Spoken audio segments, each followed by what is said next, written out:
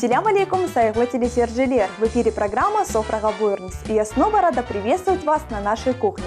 Знаете ли вы, что если готовить блюдо с любовью и в хорошем настроении, оно обязательно наполнится положительной энергией и этой любовью? С героиней нашей программы в этом я точно уверена. Ведь у нас в гостях поэтесса, писатель, ведущая тренингов по ораторскому мастерству Ленора Сейт-Османова.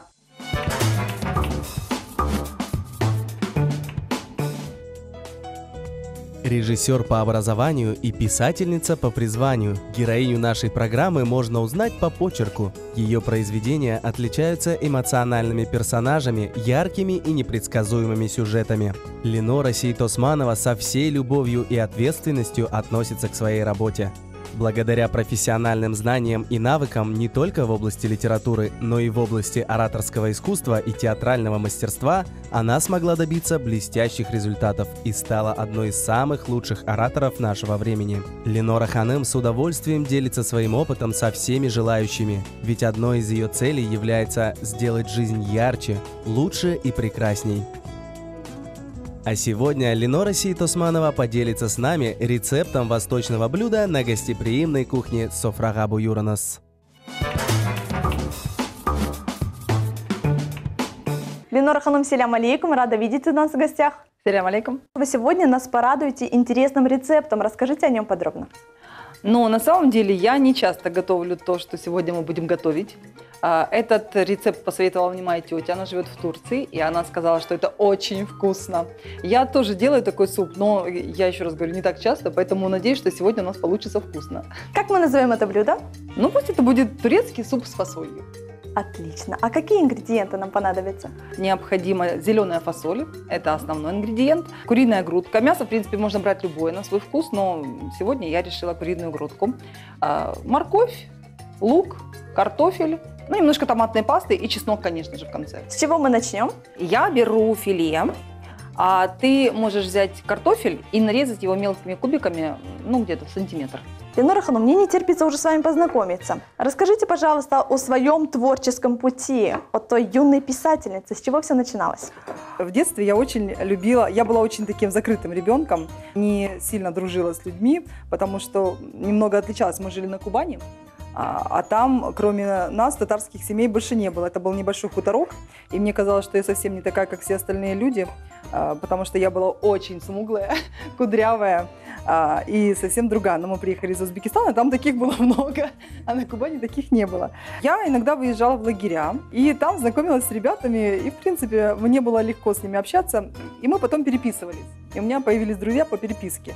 И вот в близком окружении таких реальных людей у меня было мало, а по переписке было очень много... Виртуальных друзей, да? Виртуальных, вот да, как сейчас принято говорить, виртуальных. И поэтому я очень много писала писем. Ко мне в день приходило по 3-4 иногда письма, я так этому радовалась. Мама все время говорила, мы разоримся на твоих конвертах. Постоянные переписки, да? Да. Это сейчас это все просто. В интернет зашла, написала. Да. И все. А тогда это было немного не так просто. А потом, когда подросла, стала уже подростком, мне стало этого мало, потому что появились какие-то свои тайны. Конечно, у меня была подруга, которая я очень много доверяла. Но у меня еще появился дневник. И вот там уже появились мои первые рассказы в этом дневнике. Они были, такие даже наброски, это скажем так.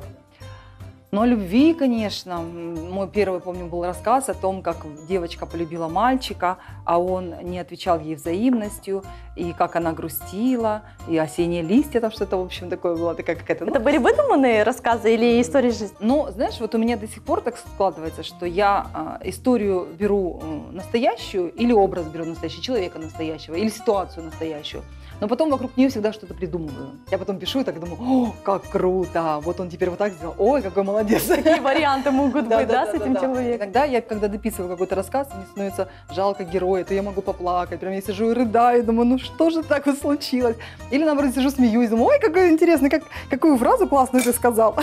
Как будто бы это не я придумала. Героя, да? Да. Интересно. Ну, в общем, мне очень нравится. Вот у меня, допустим, один рассказ был, городская учительница, которая в книге моей есть.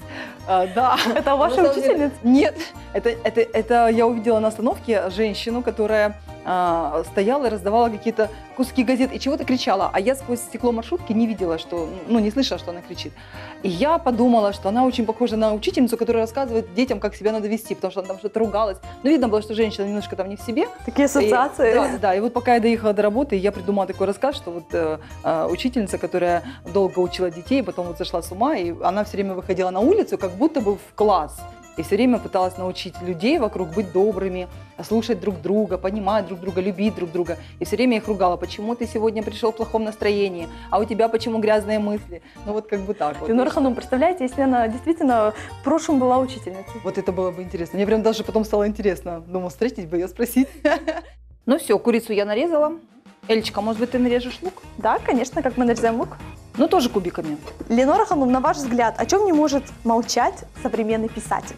Писателей так много, они все такие разные, и каждый не молчит о своем. Согласна с вами полностью. Но вот о чем не могу и молчать я, о том, что меня волнует, о том, что вызывает во мне эмоции. Мне кажется, что вообще все в человеке, оно идет из самого детства. И мне очень важно сказать, что, собственно говоря, нет плохих и хороших людей. Есть долюбленные и недолюбленные дети. Я люблю людей вокруг, потому что вокруг меня всегда такие хорошие люди. Они так много мне дают, начиная с самых близких людей, которые помогают мне понять себя, понять окружающий мир, дарят любовь свою, за что я им очень благодарна. Вот тем, с кем я работаю, наверное, со мной хорошо и комфортно. А тем, с кем я живу, сложно, потому что я импульсивная, бывает, у меня там настроение может меняться. А как вы справляетесь с этим? Вы можете это контролировать? Да, я стараюсь очень. У меня не всегда получается, но сейчас получается гораздо лучше. Я стараюсь понимать, откуда это пришло. И понимать, что если, допустим, у меня есть раздражение на мужа, то это не муж в этом виноват. Напомнили преподавателя, она говорила всегда, когда вы видите, что ситуация выходит из-под контроля, остановитесь, скажите: стоп, что это было? Что со мной сейчас было? Что меня побудило? Вот так ответить человеку. Да, потому что на самом деле виноват-то не человек. Просто иногда нам легче переложить ответственность за это на другого человека и сказать: ты виноват в том, что мне так все плохо, или ты виновата. Ленора Ханум, если бы каждый человек так анализировал свою жизнь, свои поступки, что было бы в мире, Это я было не бы знаю. Прекрасно. Мне кажется, это была бы такая прекрасная жизнь. Мы все были бы такие добрые, мы все бы улыбались друг другу. Доброжелательно. Да, доброжелательно относились друг к другу. Не было бы вот этих закулисных интриг, знаете, этого всего бы не было. Красота. Было бы все, да, было бы все прекрасно. Душа пела бы. Да. Так, Ленора Ханум, лук я уже нарезала, морковь я тоже вижу тоже. Ленора Ханум, насколько мне известно, вы состоите во многих писательских союзах и даже занимаете достойные звания. Расскажите, каким образом они влияют на творческую деятельность? Влияют ли вообще? Я состою в Союзе писателей Крыма, руководит которым Вячеслав Владимирович Келесов. Для меня очень важен этот союз тем, что он дает поддержку мощную. Вот с помощью нашего союза, с помощью Вячеслава Владимировича, меня опубликовали уже и в Болгарии, в Америке, в Израиле, и еще там где-то. В общем, какие-то вот такие интересные, хорошие альманахи. Еще общие, это международные. Хорошая возможность показать о том, что ты существуешь, рассказать о себе не только в Крыму, но еще и за пределами его. Думаю, это полезно и для начинающих писателей и поэтов. Однозначно полезно, потому что они могут увидеть себя в круге таких вот серьезных, уже скажем, авторов и проанализировать свое творчество, потому что иногда молодому писателю кажется, что он крут, прям вообще. Пока не сравнится, потом, да, когда уже все позанимается в сравнении, когда он посмотрит на себя другими глазами или глазами другого автора, то он понимает, что вот здесь вот нужно доработать, вот здесь вот нужно бы как-то чего-то там доделать. Это хорошо. Ленора Ханум, к чему мы сейчас приступаем? Давайте я нарежу длинную фасоль. Ты, Илечка, можешь нарезать помидоры. Да. Только их нужно будет сначала очистить. Вот мы их предварительно уже в кипяток обшпарили кипятком, да. Поэтому нужно их очистить и кубиками небольшими нарезать. Ленора Ханум, на данный момент вы проводите тренинги ораторского искусства. Расскажите, как вообще пришла мысль этим заниматься? На самом деле я занимаюсь уже театральной деятельностью очень долгое время. Понимаю, что детям очень важно вообще научиться правильно говорить. Но не менее важно научиться правильно говорить взрослым. Если у родителя есть какой-то дефект речи, то у ребенка однозначно он тоже будет. Для того, чтобы исправить ребенка, нужно исправить сначала родителя. Вот когда дети только начинают говорить, вот, например, они говорят не обувь, а папука, и родители радуются, да? Они даже не пытаются как-то исправить ребенка, это ведь неправильно. Они смеются, как бы сказать, им нравится. Ну, потому что появляется условный рефлекс, ребенок понимает, что это правильно, и потом у него это закрепляется, и он может долгое время так произносить. Я считаю, что лучше сразу говорить правильно. С ребенком нужно говорить как со взрослым человеком, только еще более понятно. Потому что ребенок, он как бы просто он чуть меньше знает, но в принципе он не меньше понимает. Поэтому, когда я ушла со школы, когда я закончила деятельность свою педагогическую, я подумала, чем бы я хотела заниматься. Решила, что вот это самое интересное, наверное, будет для меня вид деятельности, ораторское мастерство, потому что я сама на это потратила очень много времени, у меня большой опыт личностного такого тренинга. Когда я поступила в ГИТИС, у нас была такая экспериментальная группа, когда к нам приезжали педагоги, они нас обучали на базе театра, и мы выезжали на сессии туда, в Москву. Так вот, мне педагог наш однажды, режиссер, сказал: Саида Османова, вы профнепригодны по речи, вас нельзя выпускать на сцену. И я тогда была в таком шоке, потому что мне казалось, что что здесь профнепригодного? Пулей выстрелил. Да. А он говорит, у вас очень мягкая речь, не знала, что делать, и потом начала заниматься своей речью. И вспомнила слова своего педагога по речи, который у меня был в училище культуры, Анатолий Николаевич Маникин. Вот он говорил, что у него тоже, когда он пришел учиться, тоже была... Он не выговаривал из всего алфавита 50%. И он говорил, что как я с этим работал. Я просто целыми днями, вот как только выпадала свободная минутка, я занимался упражнениями. Я делал артикуляционную гимнастику, проговаривал скороговорки. И он говорит, иногда даже люди на меня оглядывались, потому что я мог, допустим, идти по улице, и там бубни, там бык, тупогубенький бычок, и люди на него смотрели, говорит, он на меня смотрел. Что с ним происходит? Да, что такое, что какой-то ненормальный человек. Вот. Но зато, говорит, вот за полгода вот таких интенсивных занятий я себя вывел на уровень произношения, ну, такого, он вот у меня преподавал сценическую речь, и это было, конечно, ну, у него был голос, у него было, ну, все. Это свидетельство о хорошей работе. О том, что да, человек работает.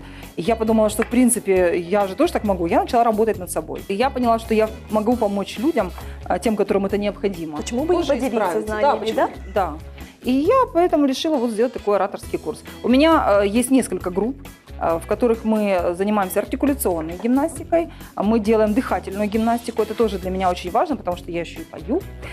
И для меня очень важно вывести красиво звук. Я тоже этим сама лично занимаюсь очень усердно. Знаете, как, Эль? Мне интересно, когда я чего-то хочу добиться, мне интересно делать это в компании. То есть нужно найти единомышленников. Да, единомышленников, с которыми можно разделить вот эти все полученные навыки, какие-то там инсайты такие. Вот так, оказывается, можно, так вообще здорово. Ленора Ханум, а вот какое значение имеет вот именно дыхательная гимнастика? Огромное. Ну, во-первых, диафрагмальное дыхание – это, конечно же, помощь нашему организму, потому что это насыщение кислородом. Ну, а во-вторых, это красивый голос и во время пения, и во время речи, когда легко, свободно выходит речь. Не говоришь, а поешь. Да, нигде она не задерживается, она плавная. Ленора Ханум, мы все подготовили, все нарезали. Предлагаю вам перейти к следующему этапу. Давайте. Я вижу, наша вода почти закипает. Да. Можем уже забрасывать филе. Хорошо, давайте. А знаешь, Эля, что есть такой секрет на кухне? Какой? Расскажите. Если забрасывать мясо в горячую воду, в кипящую, то все свойства мяса, самое лучшее, они в нем сохраняются. А если забрасывать мясо в холодную воду, то насыщеннее получается бульон. То есть в зависимости от того, что нам больше нужно, мясо, вкус мяса или вкус бульона, мы забрасываем его либо в холодную, либо в горячую воду. Интересно. Я думала наоборот, что в холодной воде мясо сохраняет все свои свойства. Нет. А вот оно уже сразу покрывается корочкой. Вот оно что. Да. Я вижу, у нас сковородка. Да, на Добавляем сковородку мы наливаем масло. Ленора Ханум, вот мне всегда было интересно. Многие говорят, что ораторский талант, он либо с рождения дан, либо он вообще не дан. Как вы с этим утверждением согласны, либо нет? Совсем не согласна, потому что человек рождается с даром говорить. То есть он говорит уже, собственно, да, первый звук, первое слово, он уже умеет говорить. А то, как он будет этим даром пользоваться, как он его применит, это уже зависит от его потребностей, от необходимости. Ораторами не рождаются, ими становятся. Вот, телезрителям на заметку. Не все еще потеряно. Мы можем уже забрасывать лук. И прожариваем до золотистой корочки, да? Да. Как часто вы готовите? Ну, я готовлю постоянно. Я люблю готовить. Особенно если у меня нет каких-то дополнительных внешних препятствий, там, таких как работа, то я бы проводила на кухне целыми днями. Можем забрасывать морковь. Угу. Что бы вы еще добавили в это блюдо, если так поэкспериментировать? Ой, знаете, вот тетя мне сказала, что в Турции в это блюдо можно добавлять разные ингредиенты. Например, вместо фасоли можно добавить маш. или зеленый горошек. Ага. Или, допустим, сделать поменьше воды, и тогда это получится второе блюдо. То есть можно Способов экспериментировать. приготовления Да, много. я люблю экспериментировать. Вот, например, я плов люблю готовить. У меня плов, который мой фирменный. Расскажите, в чем его изюминка? Да, я туда обязательно добавляю изюм и курагу, иногда чернослив. Вот. И обязательно там должен быть, конечно, барбарис, нут обязательно. Такой насыщенный, да, Насыщенный, он получается, да, очень вкусный. А недавно я попробовала экспериментировать. У меня была айва, я добавила туда айву. Но я подумала, что я ошиблась, потому что айва дает такую кислинку. И теперь вы знаете, что его Теперь я не знаю, что добавляют. айву не надо добавлять. Интересно. Я люблю экспериментировать на кухне. Это хорошо. Ленора Ханум, как я уже говорила, вы преподаете для всех желающих курсы ораторского мастерства. Кто ваши ученики? Кто приходит к вам? Взрослые люди. Я долго, я уже говорила, работала в школе и уже устала, честно говоря, работать с детьми. Да, но хотя у меня в Центре культуры и искусства, в котором я работаю, есть детские группы, и я с ними работаю с удовольствием, они такие классные малыши, такие веселые. Но вот именно ораторским мастерством заниматься с детьми мне не очень интересно. Мне интересно со взрослыми, потому что у взрослых уже есть цель. Когда у человека есть цель, и он знает, для чего ему это надо, когда он идет к этому не просто потому, чтобы провести время, а вот с какой-то определенной задачей, тогда, конечно, с ним интересно. И он тогда уже выполняет все упражнения, и тогда можем находить какие-то новые пути, стратегии, да, у каждого свое. Причем вот самое интересное, что у каждого же свои проблемы. И разрешение этих проблем, они тоже для каждого свои. Индивидуально, абсолютно. И у меня, получается, ораторское мастерство в группе проходит. Сколько человек у вас в группе? 6-7 человек помещается у меня, не больше. Упражнения всегда проходим такую артикуляционную гимнастику, дыхательную гимнастику. Делаем, мы лежим на полу, дышим, все как положено, выводим звук. Интересное занятие. Иногда поем даже. То есть, открытие звука через вокал, он уже происходит быстрее. Туда же я добавляю актерские еще упражнения, потому что мне тоже очень важно, чтобы не просто человек научился говорить правильно, но еще умел это применять в жизни, потому что иногда бывает в технике, в упражнениях он хорошо, как только переходит в бытовую речь, сразу же куда-то все пропадает. Поэтому мы пытаемся через актерские упражнения все это вытащить и все это уговорить свой голос, что правильно работать вот так вот. Да, подружиться. Подружиться с Ленора Ханум, давайте мы что-то симпровизируем. Импровизируем? Да, на ходу, вот прямо сейчас. Вот у нас есть фасоль, томат, картофель. Мы устроились неплохо. Приготовим вместе суп. Мы еще забыли лук. Замечательно, мы симпровизировали, Ленора Ханум. Давайте добавим соль. Давайте. Закипела. Так, а сюда мы добавляем томат, да? Да, туда можно уже добавить томат уже. У меня как-то был друг такой в театре. Он мне говорил, а я научился засыпать картошку в суп так, чтобы она не брызгалась. Это как? Я говорю, как это? Он говорит, не скажу. И так до сих пор и не сказал. И я уже прошло сколько лет, я все время думаю, ну как же это можно сделать? Может, он сам не знает? Ну, не знаю, сказал, что он знает. Либо по одной штучке выкладывает. Да. Ленора Ханум, возвращаемся к тренингу. С каким настроением к вам приходят обучающиеся? С разным. И с каким Кто-то уходят? приходит сомневающимся. И говорят, что это вообще не для меня, я просто приду, просто посмотрю. А потом, когда понимают, что, оказывается, у меня есть голос, у меня есть звук, я могу звучать, говорят, как, неужели это я? И мы записываем начало, когда у нас это сначала происходит, и потом уже чуть позже, когда проходит занятие. Конечно, бывает удивительно, потому что открывает для себя свой голос совсем с другой стороны. Это совсем другое ощущение, когда ты звучишь красивым, природным звуком, когда у тебя все выходит легко и свободно. И на самом деле иногда люди этого пугаются. Они говорят, нет, так непривычно, я так не буду разговаривать. Я говорю, ну почему, это же красиво. Сколько нужно заниматься для того, чтобы увидеть результат? Но, честно говоря, когда я даю упражнения, я всегда говорю, что если вы будете на протяжении 2 месяцев делать это каждый день, то подвижка будет колоссальная. Вот за 2 месяца можно себя переформатировать, заставить свой ум работать иначе голосом. И тогда уже это будет привычно, это будет нормально. Это все очень интересно, целая глубокая наука, Да, как нейрология. Да. Здесь очень много завязано, потому что проблемы со звуком – это не просто проблема физиологическая, это проблема еще и психологическая, скажем так. Потому что почему люди, например, боятся говорить? Когда им в детстве говорят «сиди, молчи, не открывай рот», то у человека происходит зажим. У него здесь мышцы сразу же начинают зажиматься. Человек думает, как, зачем, не могу, потому что ему запрещают говорить. А как только я всегда говорю, я разрешаю вот здесь, в наших стенах, да, в нашем тренинге, я разрешаю тебе, говорю, здесь безопасно, здесь ты можешь говорить, петь, все что угодно, высказываться, да, проявлять себя как угодно. Когда человек раскрывается психологически, он гораздо лучше начинает говорить. Добавляем 2 чайные ложки, дорогие телезрители. Сами вы посещаете мастер-классы, тренинги? Конечно. Развиваться это же необходимо. Стоять на месте это не про меня. Я все люблю. Вот честно говоря, я очень много посещаю разных тренингов. Я рисую мандалы, я хожу на интуитивные танцы, на какие-то психологические тренинги. Для меня очень важно, потому что мир-то не стоит на месте. Да, и нужно идти в И ногу. нужно идти вперед, да, нужно идти в ногу. Для того, чтобы не отстать, нужно бежать очень быстро, как в Алисе, знаете. Всегда, когда я училась даже там в университете, в одном, в другом, то мне мои однокурсники говорили, что «Ленора, зачем ты задаешь так много вопросов преподавателям? Пускай он расскажет свою лекцию, и мы уже убежим». Я говорю, ну мне же интересно. У них не было цели, видите. А мне всегда интересно получать новые знания, потому что, ну, это же круто получать новые знания. Обо всем причем. К тому же, когда есть возможность. Когда есть возможность, да, когда вот ты приходишь на пары, и ты понимаешь, что педагог сидит перед тобой, он так много знает, так хочется еще больше узнать. Для меня это очень важно. Вы молодец. А я молодец. Я развиваюсь, не стою на месте, в общем, да. Правильно. Ленора Ханум, наверняка у вас в жизни была такая ситуация, когда владение навыками ораторского искусства вас в чем-то выручило. Было ли такое? Но на самом деле это всегда выручает.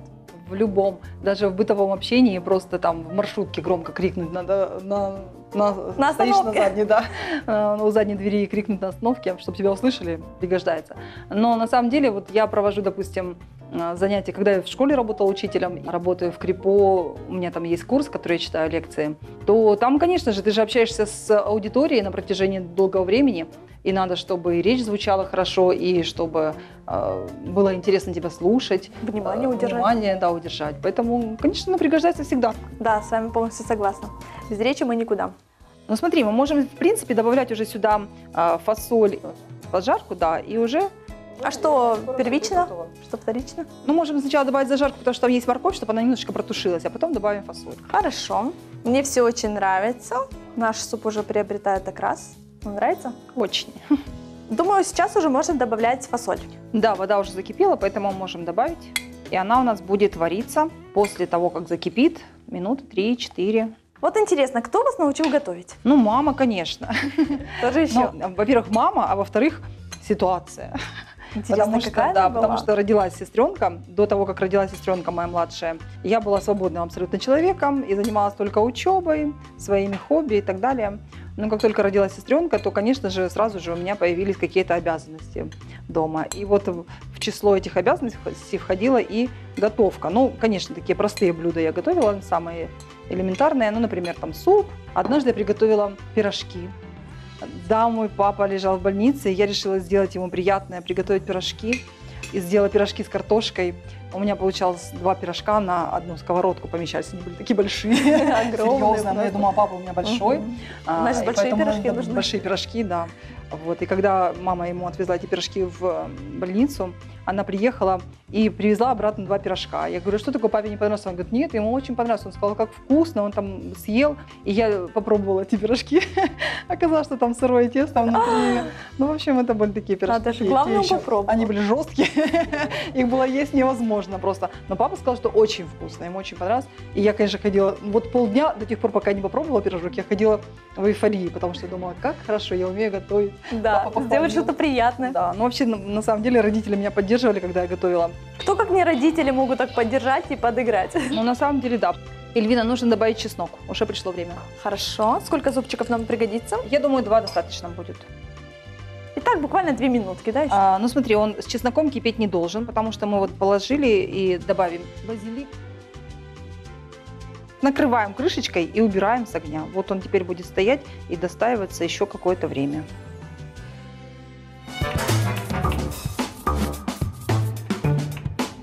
Какая красота у нас получилась! Обратите внимание, дорогие телезрители. Данное блюдо подается со сметаной. Да, это будет очень вкусно, я думаю. Я тоже в этом уверена. Спасибо, Эля, что помогла мне приготовить такую красоту. Сузгеда Сагу, у нас было приятно с вами готовить. Мне тоже. Ленора Ханум, вы человек очень интересный. А есть ли у вас девиз по жизни? Да, есть. Такое небольшое стихотворение, которое я хотела бы вам прочитать. «И из замкнутого круга тоже выход есть.